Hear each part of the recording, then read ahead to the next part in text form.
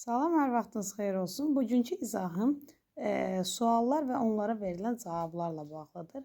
Əgər biz ingilis dilində sualın hansı köməkçi feili ilə verilirsə, cavabı da mütləq həmin köməkçi feili ilə verilməliyik. Görürsünüz, altından xətt çəkmişəm ki, əgər cümləyə do ilə sual verilirsə, cavabı da do ilə olar.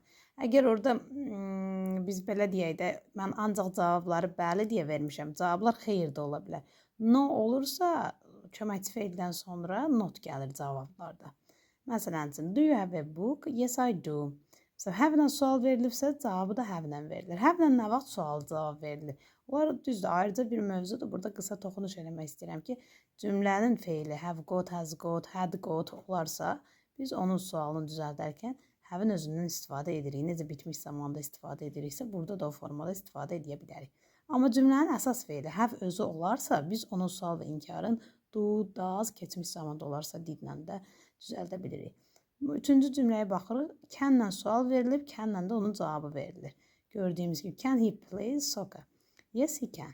O futbol oynaya bilirmi? Bəli, bacarır, bilir. Axırıncı cümlədə də ki, to be feili ilə sual vermişəm, cavabı da to be feili ilə verilib. Are you a teacher? Sən müəllimsən? Yes, I am. Bəli, müəlliməm. Bu formada olacaq suallara cavablar.